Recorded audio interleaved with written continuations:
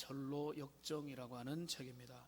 저한 번연에 그 감옥에서 고난 가운데 핍박받는 가운데 지은 철로 역정의 책인데요.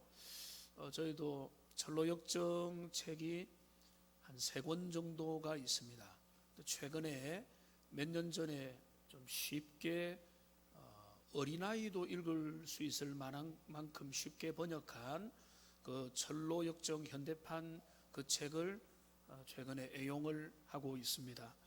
성경 옆에 두고 일평생 동안 같이 읽으면 좋을 책이 바로 철로 역정입니다. 그런데 이 철로 역정의 주인공의 이름이 원래 이름이 뭔가 하면 소망 없음입니다. hopelessness, 소망 없음. 그런데 이 주인공의 이름이 바뀝니다. 크리스찬으로 바뀝니다. 왜냐하면 예수 안에서 소망 없는 인생이 예수 믿는 인생이 되어서, 그래서 그 철로 역정은 그 말 그대로 하나님의 나라에 들어가기까지의 많은 고난과 역경과 유혹과 시험 그리고 기쁨과 그 감사한 내용들, 승리의 그리고 실패의 그 많은 이야기들을 그 곳곳에서 그려주고 있습니다. 그런데 이 철로 역정의 마지막 그 영원한 시온성을 향해서 들어가기 직전에 이 크리스찬이라는 주인공이 어디에 도달하는가 하면 미혹의 땅을 들어가게 됩니다. 참된 기쁨의 땅을 뷸라의 땅이다라고, 뷸라라고 하는 이사야서에 나오는 그 이름을 빗댄 그 땅에 들어가기 전에 미혹의 땅을 통과하게 되는데, 그 미혹의 땅을 지나면서 두 사람을 만나게 됩니다. 첫째는 무신론자를 만나고 그 다음에는 무지라고 하는 사람을 만나게 됩니다. 그러니까 무신론자와 무지가 미혹의 땅에서 헤매고 실패하고 있다는 것을 상징적으로 말해주고 있는데요. 그 무신론자와 이 주인공이 함께 만나서 이런저런 대화를 하는 중에 무신론자가 이런 말을 합니다. 댁들보다 훨씬 오래 길을 헤맸던 선배로서 내가 장담하는데 새 예루살렘 성이라는 데는 어디에도 없습니다. 아무리 뒤져봐도 소용없다는 얘기 옳시다. 난 지금 존재하지도 않는 동네를 찾는답시고 부정하고 살았던 즐거움을 누리려 고향으로 되돌아가는 길입니다 라고 이 무신론자가 이야기하는 그 대사의 내용이 나옵니다. 그 다음에 또 누구를 만나는가 하면 무지를 만납니다. 근데 이 무지의 특징은 뭔가 하면 함께 여행을 하지 않습니다. 여행에 신뢰할 만한 동반자가 없이 혼자서의 여행을 고집하고 있습니다. 자기의 생각만을 고집하고 자기의 경험과 나름대로 선한 생각과 나름대로 뭔가 천국에 대한 생각도 하는 것 같은데, 결국을 이제 보면은 하나님의 말씀의 생각과 아주 동떨어져 있는 그 사람이 바로 무지인 것입니다. 그러니까 자신이 악하다는 사실을, 죄인이라는 사실을 진지하게 받아들이지 않고, 그러면서 이 무지는 주인공과 여러 가지 대화를 나누다가 화를 내면서 이런 말을 드디어 던져버리고 맙니다. 인간의 공로가 없어도 그리스도가 이루신 역사로 충분하다는 것을 내가 믿으라는 말입니까?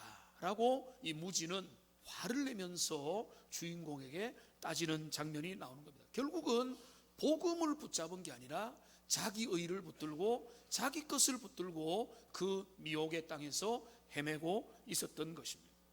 그러니까 이 미혹의 땅을 주인공은 이제 성공적으로 그 유혹을 잘 넘어가게 되는데, 이 주인공 크리스찬만 미혹의 땅을 건너야 되는 것이 아니라 오늘 주님의 영원한 나라에 들어가기 위해서 부름받은 저와 여러분들도 우리의 삶의 어느 순간에 미혹의 시간을 지나야 될 때가 있는 것입니다.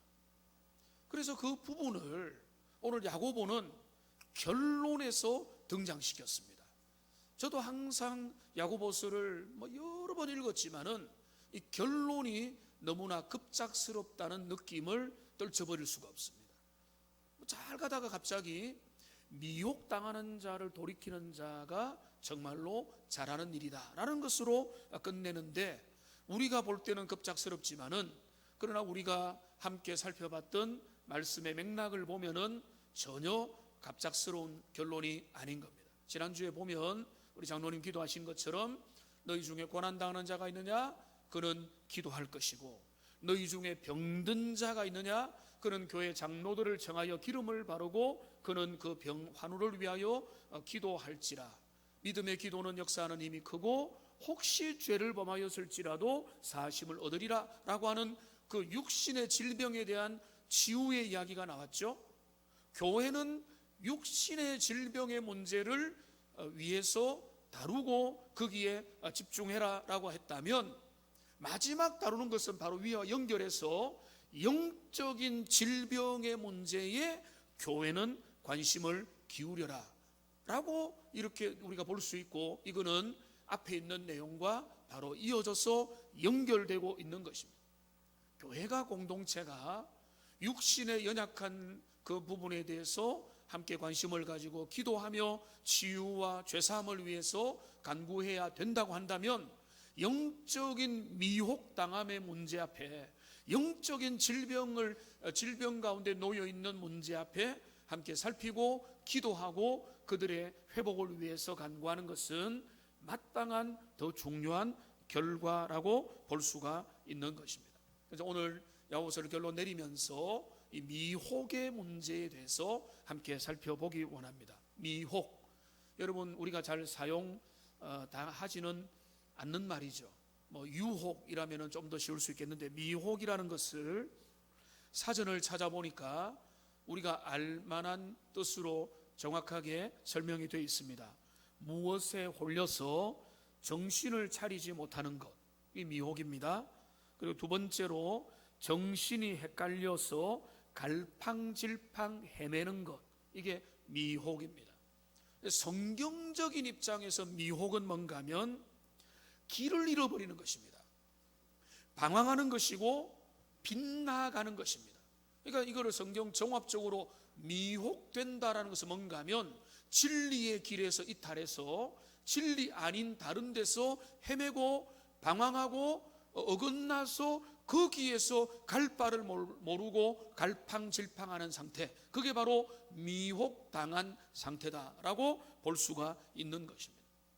제가 이 말씀을 준비하다가 깜짝 놀란 것은 이리저리 성경 곳곳에서 이 미혹의 문제를 엄청 많이 다루고 있다는 것을 새롭게 발견하게 되었습니다. 이 미혹의 문제가 참 많은데요, 너무 많아서 이거를 딱 정리해 보니까 놀라운 게 있습니다. 세 가지 중요한 미혹의 주제가 있습니다.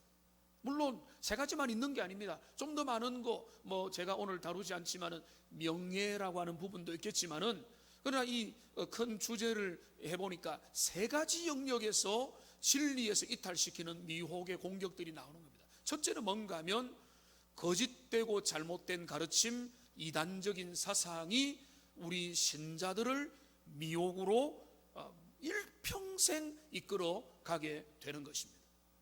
거짓된 가르침, 마태복음 24장 4절과 5절 말씀을 같이 한번 읽어보겠습니다. 예수께서 대답하여 이르시되 너희가 사람의 미혹을 받지 않도록 주의하라. 많은 사람이 내 이름으로 와서 이르되 나는 그리스도라 하여 많은 사람을 뭐 한다고요?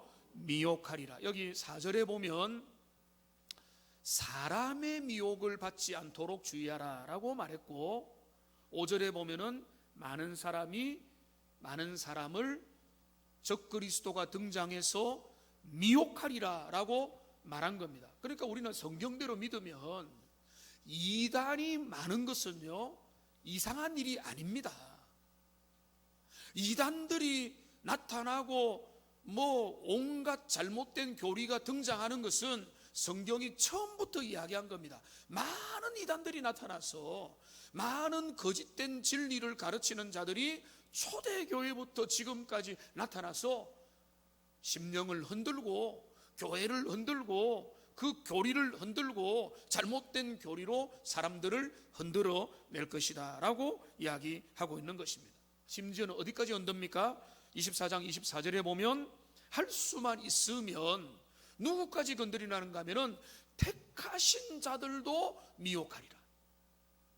우리는 주님의 택함받은 자니까, 구원의 은혜를 받은 자니까 괜찮다. 여러분, 그렇지 않습니다. 택하신 자들도 미혹되는 거 대표적인 자가 누구죠? 베드로죠. 베드로는 크게 미혹이 된 적이 있습니다.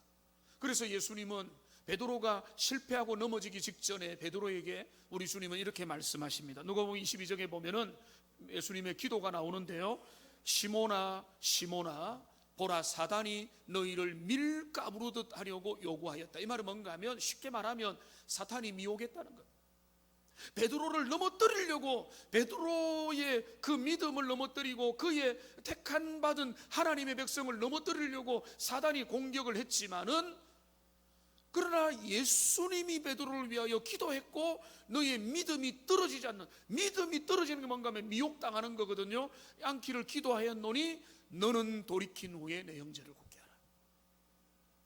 그러니까 지금 택하신 자들도 할 수만 있으면 미혹하려고 하는 그 우는 사자와 같이 사단이 삼킬 뿐만 아니라 그 타겟이 된 사람이 베드로요, 그의 제자들이요, 예수님의 훌륭한, 우리가 볼 때는 우리보다 훨씬 나은 자들이 미혹을 당해서 그들이 흔들렸던 것을 우리가 볼 수가 있는 것입니다.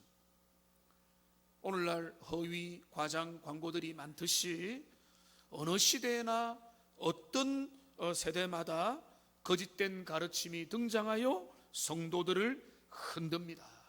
진리에서 벗어나게 만들고 잘못된 길로 가게 만드는 것입니다. 최근에 제가 라디오 인터뷰를 하나 일부러 찾아서 들었는데, 신옥주 이단, 지금 몇 년 법정 구속을 드디어 당했는데요, 우리 합신교단 총회할 때 밀가루를 신년에 뿌렸던 거기가 신옥주 측입니다.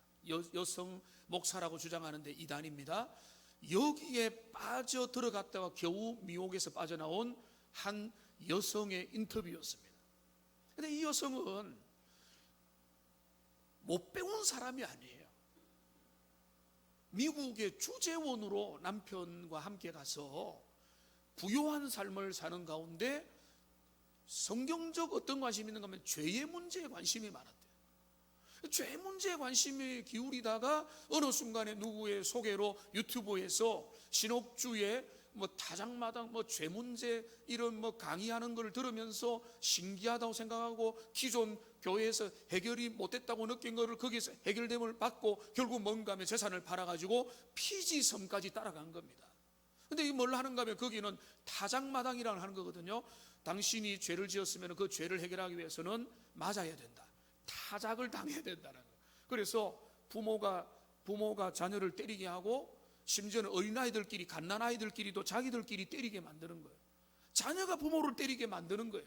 근데 그렇게 미혹을 한번 당하니까 그 길까지 들어갔다가, 그래도 진짜 감사한 일이죠. 지금 그가 신앙은 어떻게 되는지 모르겠지만 거기에서 빠져나와서 하는 말이, 어떻게 거기에 들어가게 됐냐니까, 처음에는 영적인 관심 때문에 여기에 뭔가 잘 놀라운 가르침이 있는가 싶어서 들어갔는데, 거기에서 가다 보니 여기까지 가는데 나도 나 자신을 모르겠다라고 말하는 그 인터뷰를 들었던 겁니다. 그러니까 택한 자들마저도 잘못된 가르침과 허위 과장 유혹하는 가르침을 통해서 오늘도 신자를 유혹하고 잘못된 가르침으로 믿음의 세계를 이탈시키고 십자가의 복음, 부활의 복음, 성경적인 복음을 이탈시켜서 성경 아닌 기독교 아주 매력적인 것들로 우리를 유혹해서 그거를 붙잡으십시오 라고 들려주는 것들이 이단, 거짓된 가르침의 미혹의 영이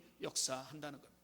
그러니까 성경이 경고시키는 제일 큰 첫 번째 미혹의 덩어리는 뭔가 하면 잘못된 거짓 사상입니다. 이단적인 사상입니다. 아주 불순한 사상이고 기독교 복음을 이탈한 사상입니다. 그게 세상에 사람들이 말하는데요, 시대 정신과 맞는데요, 여러분 그것도 헛된 겁니다.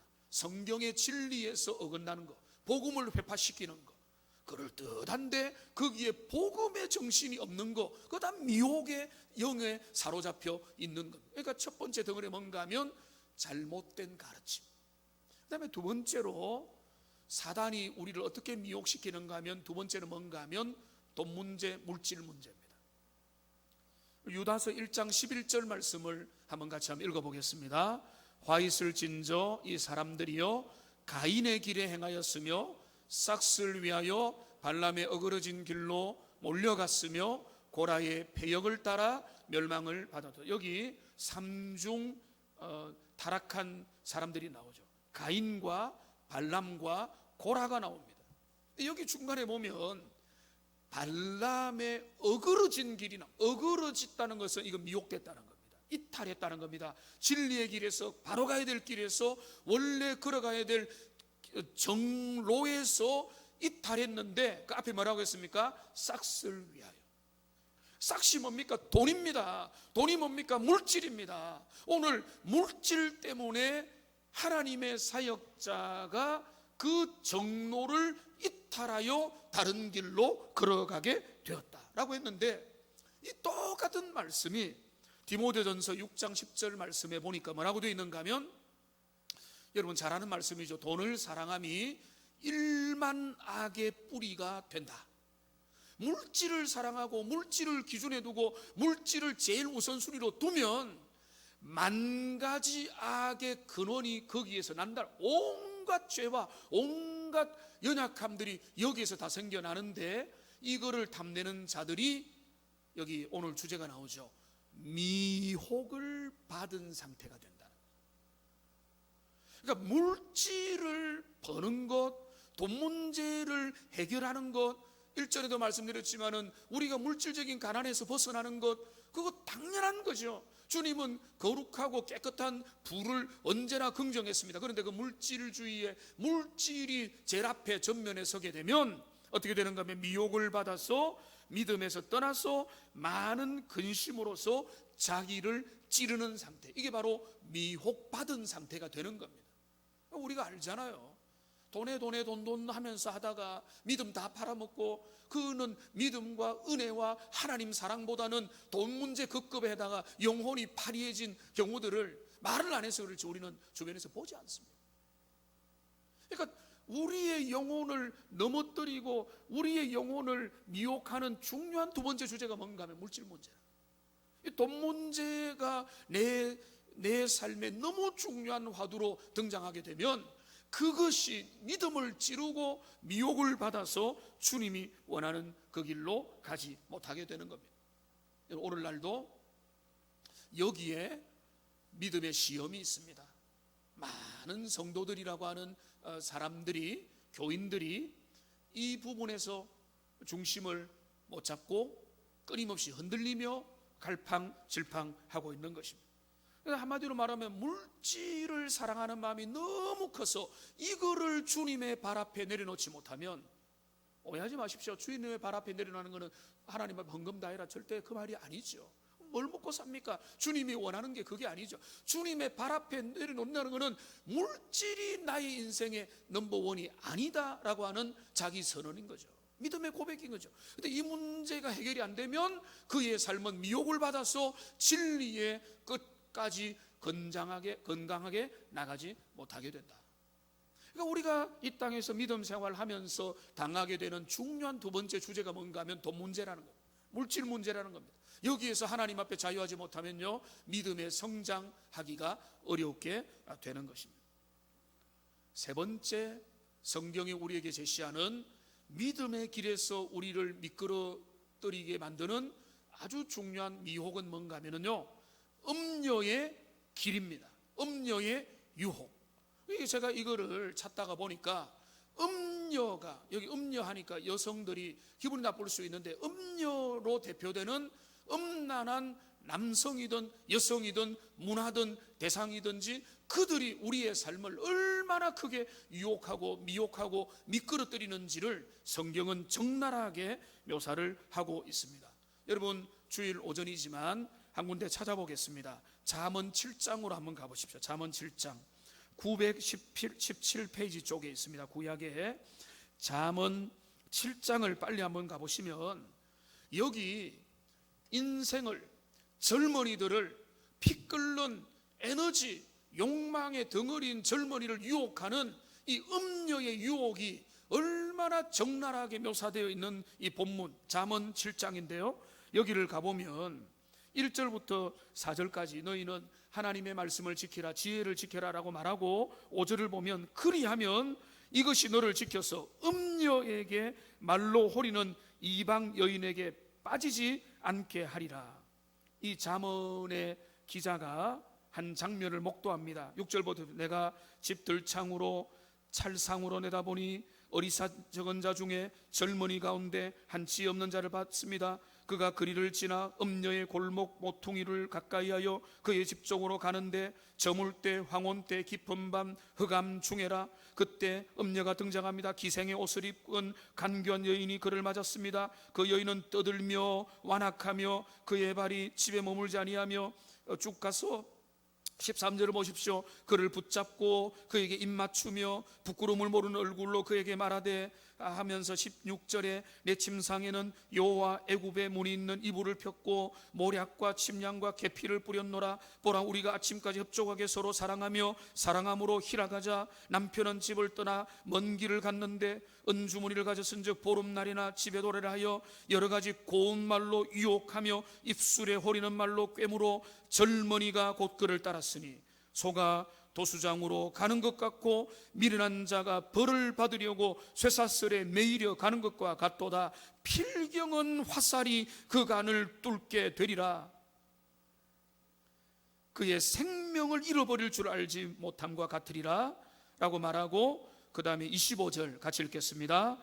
내 마음이 음녀의 길로 치우치지 말며 그 길에 미혹되지 말지어다. 27절에 그의 집은 스올의 길이라 사망의 방으로 내려가느니라.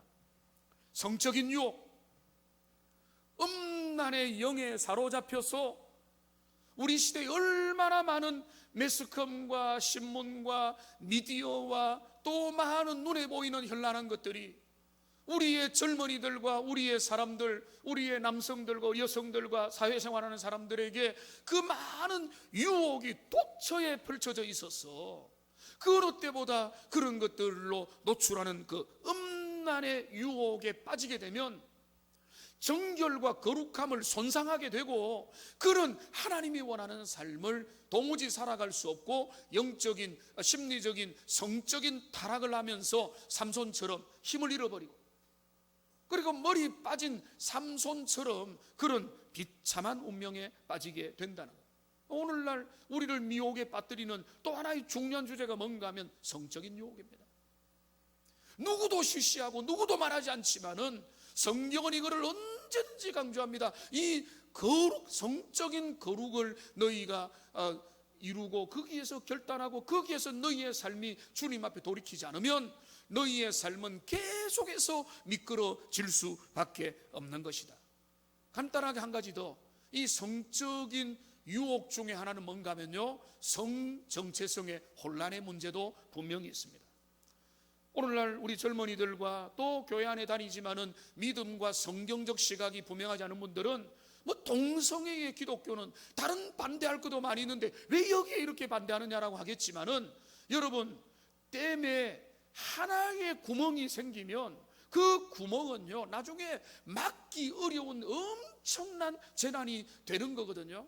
우리 주님이 뭐라고 말씀하셨는가 하면 로마서 1장 27절에서 남성들과 여성들의 동성애를 이야기하면서 남자들도 순리대로 여자 쓰기를 버리고 남자들이 서로 향하여 음욕이 부릴 듯하며 남자가 남자와 더불어 부끄러운 일을 행하여 그들의 그릇됨에, 여기 그릇되다는 게 바로 미혹됐다는 거예요. 그러니까 오늘날 사람들은 진리가 어디 있느냐, 우리의 마음이 맞으면 되지, 너희들이 왜 거기에 닿지 않느냐. 세상의 질정법은요, 여러분 어쩌면 우리는 각오해야 되는 수도 있습니다.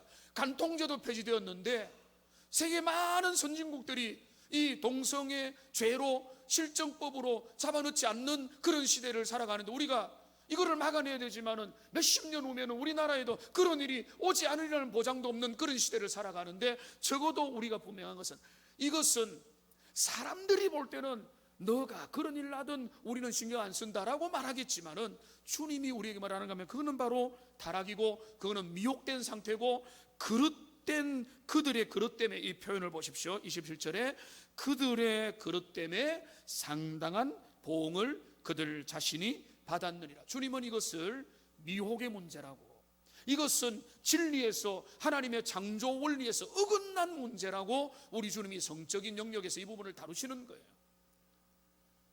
세상이 그렇게 주장하지 않는데요. 여러분, 세상을 따를 겁니까? 말씀을 따를 겁니까? 우리 기독교 신앙인들이 왜 이런 부분에서 분명한 목소리를 내려고 하는가 하면, 주님이 금하신 분명한 명령이 있는 것은 세상이 뭐라고 해도, 시대가 바뀌어도, 세상이 간통죄 폐지됐다고 성경도 그러면은 간통죄가 괜찮습니까? 실정법이 허용을 해도 주님이 원하지 않으면 죄는 죄인 겁니다. 그게 기독교 신앙이잖아요. 여기 우리가 세 가지를 정리했습니다. 미혹의 문제, 오늘 우리의 삶에 우리에게도 다가오는데, 이 미혹은 크게 잘못된 이단적인 거짓된 사상과 거짓된 가르침, 그리고 물질의 문제, 그리고 성적인 음료의 유혹, 이렇게 정리되는 큰 세 가지 주제. 물론 또 다르게 세밀하게 보면 명예의 문제나 다른 문제도 있겠지만은, 성경 구절들을 볼 때 이런 세 가지 중요한 주제가 우리의 삶을 흔들고 참된 믿음의 길에서 우리를 이탈시키고 눈을 흐릿하게 만들고 진리의 길로 가지 못하도록 우리를 만들어 가고 있는 것입니다. 그런데요, 우리가 소망이 있습니다. 우리의 희망이 있습니다. 오늘 이 본문은 미혹당하면 끝난다, 끝장이다, 이게 말하는 게 아니라, 주님이 우리에게 뭘 말하는가 하면, 미혹당하는 문제에서 돌아설 수 있는 소망에 대해서 오늘 야고보는, 결론은요, 미혹당하는 자의 저주에 대한 이야기가 아니라 그들을 돌이키는 것이 얼마나 복된 일이냐를 야고보는 마지막으로 이야기를 해주고 있는 것입니다. 희망을 이야기하고 있는 겁니다. 미혹된 길에서 돌이킬 수 있는 가능성. 여러분, 오늘 이 본문은 두 번 다 그 이야기를 합니다. 19절을 보시면, 너희 중에 미혹되어 진리를 떠난 자를, 한번 따라합시다. 누가, 다시요, 누가 돌아서게 하면. 여기 누가 돌아서게 하면이라는 말은 회복의 가능성이죠. 20절도 보십시오. 20절 뭐라고 했어요? 너희가 할 것은 죄인을 미혹된 길에서, 뭐라고 했죠? 돌아서게 하는 자가. 여기 19절과 20절에서 미혹의 위험과 미혹당한 자의 소망 없음을 이야기하고 끝내는 게 아니라, 그 미혹의 끔찍함에도 불구하고 거기에서 돌아서게 되는 가능성들을 말하고 그 일이 얼마나 가치 있는가를 다루고 있는 것입니다. 이 19절 20절을 보면요, 세 가지 논리적인 흐름이 있습니다. 첫째, 성도가 미혹될 수 있다. 둘째, 미혹된 상태에서 돌아설 수 있는 것이다. 셋째, 우리가 그 일에 사용될 수 있는 것이다. 이 본문은 그것을 우리에게 말해주고 있는 것입니다. 먼저 우리는 돌아설 수 있다는 것을 기억해야 됩니다. 미혹은 배교와 다릅니다. 성령의 회방죄와 다릅니다. 성령의 회방죄는 다시 용서받을 기회가 없는 겁니다. 그래서 여러분, 교회 치리에 있어서 출교라고 하는 게 있잖아요. 이 출교는 교회가 그를 지금 이제는 교인이 아니라고 인정하지만 하나님 앞에서 그의 영혼을 소망 없다고 하는 데까지 가는 건 아니거든요. 그러니까 지금 바로 여기에서 미혹되는 것은 배교와는 다른 겁니다. 미혹되는 것은 한마디로 말하면 가출하는 겁니다. 탈선하는 겁니다. 부모의 사랑을 오해하고 또 부모에 대해서 화가 나서 집 나간 자녀가, 어느 부모가 돌아오지 않기를 바라겠습니다. 집 나간 자녀는 얼마든지 돌아왔어. 그러면 한 번 집 나가기 때문에 그는 완전히 잘못된 겁니까? 그게 아니죠. 얼마든지 회복되어서 잘 살아갈 수가 있는 것입니다. 다윗도 한 번 크게 미혹되었습니다. 충성된 신하의 부인에게 미혹된 겁니다. 그리고 그는 많은 대가를 지불했고, 그의 마음이 하나님의 은혜 속에서 떠나 있었지만은 그럼 어떻게 됐습니까? 회복된 겁니다. 주님의 은혜가 그에게 불을 듯이 일어나고 구원의 감격과 구원의 즐거움과 정한 마음과 정직한 영으로 주님께서 그의 영혼을 새롭게 만들어 주신 겁니다. 탕자가 돌아왔죠. 너는 탕자였는데 왜 돌아왔느냐? 여러분, 우리가 그런 말을 할 수는 없는 겁니다. 미혹된 길에서 돌이켜서 돌아오면 우리 주님은 그것을 너무나 기뻐하시고 그 일에 가치 있는 일이라고 주님이 말씀하고 계시는 것입니다. 오늘 19절 20절을 보시면 야고보 기자는요, 우리에게 이 말을 들려줍니다. 미혹된 자리에서 돌이키게 하는 자는 가장 영광스러운 일을 한 것이다. 형제를, 자매를, 이웃을, 너 옆에 있는 사람 누군가를 그가 진리의 길에서 이탈하려고 하고 그가 길을 잃고 헤매이고 그가 잘못된 길로 가고 있는, 그래서 하나님이 원하지 않는 그 결정을 순간순간 하는 그 모습을 보면서 안타까워하고 그를 향해 찾아가고 잃어버린 양이라고, 한 마리 잃어버린 양을 찾는 심정으로 그에게 끝까지 관심을 가지고 포기하지 않는 그 마음을 우리 주님은 복되다고 하고, 그가 그를 돌이키면 주님은 뭐라고 여기는가 하면 그가 그의 영혼을 구원한 것이라고 주님은 쳐준다고 말씀을 하시는 거예요. 그러니까 주님은 이것이 너무나 소중한 일이라고 말씀을 하죠. 우리 주님이 그렇게 하셨지 않습니까? 100마리 양들 중에 한 마리 잃어버린 양을 위해서 찾기 위해서 이 땅에 오셨지 않습니까? 안전하고 괜찮은 양이 아니라 헤매이고 갈 길을 알지 못해서 각기 제 길로, 우리는 다 양 같아서 제 길로 가고 있는 그 양들을 불쌍히 여기시고 그들을 살피고 그들을 돌보고 그들이 다시 한 번 더 진리의 길, 그리스도 안에서 생명의 길로 나가도록 관심을 가지고 그들을 찾도록 찾으시는 분이 바로 우리 목자이신 우리 주님인 것입니다. 우리 주님이 누가복음 15장에서 그 잃어버린 양을 찾을 때 뭐라는가 하면 찾아내기까지 찾아다니시는 분으로 이분이 묘사가 되고 있는 것입니다. 우리 주님은 우리에게 말씀하십니다. 잃어버린 영혼을 향한 포기하지 않는 관심, 이것이 참된 사랑이다. 우리 주일학교 선생님들 보면요, 아이들 영혼, 또 믿지 않는 가정에서 나오는 아이들, 그 아이들을 살피고 그들을 위해서 사랑을 베푸는 우리 선생님들 여러분들 계시는데 그걸 주님이 기뻐하는 겁니다. 믿는 집에서 나오는 아이들 잘 길러야 되지만 정말로 교회 안에 끈이 없는 사람들, 교회 안에 와서 그냥 아무도 모르고 교회 안에 와서 믿음 생활하는 그 아이들이 더 관심의 대상인 거 분명한 것입니다. 여러분, 그런 관심을 가지는 분들이 있습니까? 여러분, 전도 대상자들을 그런 마음으로 살피고 지금 여러분들 주변에서 진리의 길에서 이탈해서 진리와 전혀 다른 길을 걷고 있는 그들을 안타까운 마음으로 바라보면서 그들을 위해서 기도하고 그들에게 관심을 가지고 사랑으로 권면하고 그들에게 포기하지 않는 마음을 가지고 그들을 돌이키려고 애를 쓰고 있는지. 최근에 저는 이런 이야기를 들었습니다. 본인이 세 가족인데요, 이런 이야기를 합니다. 자기가 젊었을 때 본인에게 전도한 친구가 있다는 거예요. 근데 그 전도 받는 게 너무 듣기 싫어가지고 그 친구를 구박을 그렇게 많이 했대요. 근데 이 친구는 이상하게 그렇게 구박을 당해도 또 돌아서서는 또 전도하고 또 전도하고 요즘에까지 와서도 전도하더라는 거예요. 근데 이 세 가족이 되어서 교회 와서 보니까 일부에는 없으니까 하는 말이, 요즘에는 눈물도 나고 또 내가 너무나 잘못 살았구나라는 생각도 들면서 주님 앞에서 그 친구의 그 사랑이 너무나 고마운 일이구나라고 새롭게 깨닫게 되는 것입니다. 여러분의 주변에 그런 사람이 있다면 그런 분이 되어줘야 되지 않겠습니까? 저 친구는 정말로 내 영혼을 사랑하는구나. 어떤 이익관계와 어떤 필요를 때문에 섬기는 게 아니라 나를 위해서 꾸준하게 언제나 기도하고 언제나 내가 하나님께로 돌아오기를 기다리고 있구나 라고 하는 것들을 여러분이 보여주면 좋겠습니다. 저도 가슴 아프게 제 어릴 때 믿음 생활 같이 했던 한 친구가 이단에 빠져 있습니다.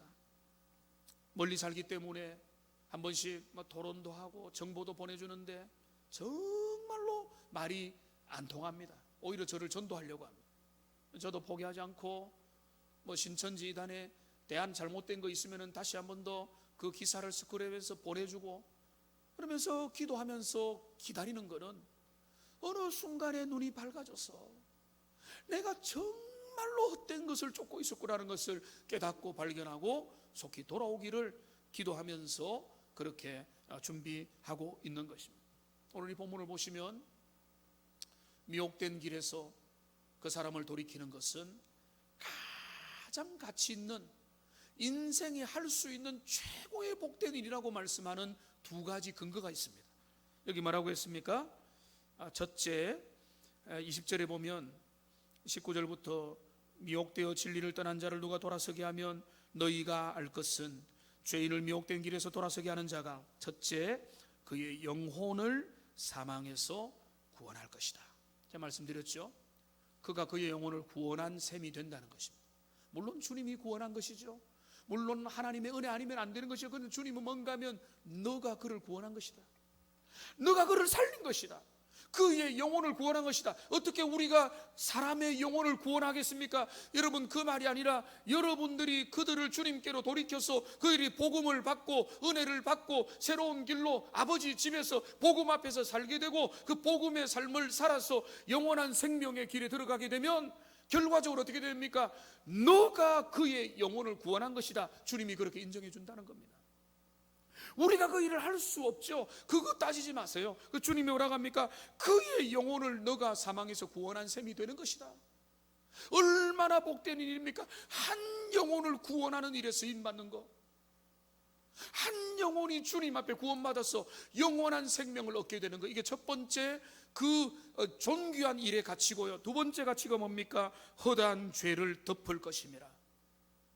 허다한 죄를 덮는다는 거에는 여러 가지 복잡한 해석이 있겠지만 가장 보편적인 해석을 취해서 말씀을 드리면은 그가 주님께 돌아오지 않았다면 짓게 되었을 수많은 죄로부터 그를 보호하여 그의 영혼이 가치 있는 삶으로 살아갈 것이기 때문에 허다한 죄로부터 그를 보호하는 그런 삶을 살게 된 것이다 라고 말하면서 이 두 가지 놀라운 축복을 그가 행하는 가치 있는 일이라고 우리 주님이 말씀하고 있는 것입니다.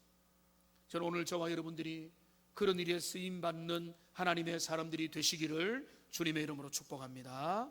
여러분, 일평생에 지금이라도 하나님 우리에게 맡겨주신 허락한 영혼들이 있잖아요. 여러분의 자녀들이 있잖아요. 여러분의 남편, 여러분의 배우자, 여러분의 부모님, 여러분의 이웃, 여러분의 주변의 분들이 있잖아요. 그분들을 그냥 거래의 대상과 이익의 대상과 어쩔 수 없는 만남의 대상으로 생각하지 말고 여러분에게 허락하신 영혼으로 생각하고 그들을 미혹의 길에서, 음녀의 음란한 길에서, 물질주의의 길에서, 세상을 바라보러 가는 쾌락과 즐거움의 길에서, 진리에서 이탈한 길에서 그들이 돌아올 수 있도록 그들을 위해서 기도하고 포기하지 말고 여러분 눈물로 기도하면서 그들을 돌이키는 그 일이 얼마나 존귀하다고, 그 영혼을 사망에서 구원한 일이고 허다한 죄를 덮는 일이라고 주님이 말씀하고 계시는 것입니다. 주님이 우리에게 이런 역할을 야고보는 그 공동체에 하라고 명하고 이런 일을 하는 것이야말로 정말로 성도다운 일이다라고 주님이 말씀하고 있습니다. 다니엘서 12장 3절은 그 이야기 하거든요. 같이 읽겠습니다. 지혜 있는 자는 궁창의 빛과 같이 빛날 것이요 많은 사람을 옳은 대로 돌아오게 한 자는 별과 같이 영원토록 빛나리라. 여러분, 스타가 누가 됩니까? 많은 사람을 옳은 대로 돌아오게 하는 자, 많은 사람을 진리로 돌이키는 자. 저는 몇몇 분들이 생각납니다. 그 일을 위해서라면 수고하고 그 시간과 열정과 마음을 다해서 그런 일에 수고하는 분들을 생각하면 정말로 주님이 기뻐하실 것이다. 많은 사람을 옳은 대로 돌아오는 일에 여러분 쓰임받아야 되지 않겠습니까? 주일학교 여러분들이 학교 앞에 전도하고 불신 영혼들을 주님 앞에, 그들이 주님 앞에 돌아온다면 이것이 얼마나 영광스러운 일이고, 우리가 정말로 전도해야 되는 것은, 태신자를 위해서 작정하는 것은 그 잃어버린 영혼을 향한 주님의 관심이 그렇게 크기 때문에 그런 것입니다. 이 말씀을 정리하겠습니다. 전로역정의 주인공이 미혹의 땅을 잘 은혜로 건너갔다고 했죠. 어떻게 건너가게 된 줄 아세요? 그 전로역정의 책에 읽어보면 미혹의 땅을 넘어가는 비결은 무지가 가는 것처럼 자기 혼자 걸어가면 안 된다 그랬어요. 왜냐하면 그 미혹의 땅에는 깊은 잠을 들게 만들고 영적인 피로감으로 만들기 때문에 미혹의 땅을 걸어가기 위해서는 경건한 신자들이 함께 믿음의 교제를 나누며 신앙의 간증을 하면서 은혜를 누리면서 대화를 나누면서 가면은 미혹의 땅을 통과하는 것으로 그 소설은 그리고 있습니다. 정말로 적절한 것 같습니다. 오늘 우리는 왜 교회로 모였습니까? 나 혼자 신앙생활 하면 되죠. 나 혼자 인터넷 들고 뭐 책 읽고 그냥 혼자서 기도하면 되죠. 근데 주님이 교회로 부르신 거는 교회가 함께 예배하고 함께 주님의 길을 걸어갈 때 죄로부터 우리를 보호하고 미혹으로부터 우리를 차단하고 잘못된 가르침과 헛된 유혹과 헛된 야망으로부터 우리를 보호해 줬어. 하나님이 우리에게 원하는 그 길을 걸어가게 만드시는 겁니다. 우리 갈라디아서 설교를 들으실 때에 그 갈라디아서 결론에 이런 게 있었거든요. 6장 1절을 보시면은 형제들아 사람이 만일 무슨 범죄한 일이 드러나거든 신령한 너희는 온유한 심령으로 그러한 자를 바로잡고 너 자신을 살펴보아 너도 시험을 받을까 두려워하라. 주님이 말씀합니다. 오늘 우리가 믿음의 길을 걸어가다가 때로는 미혹을 당합니다.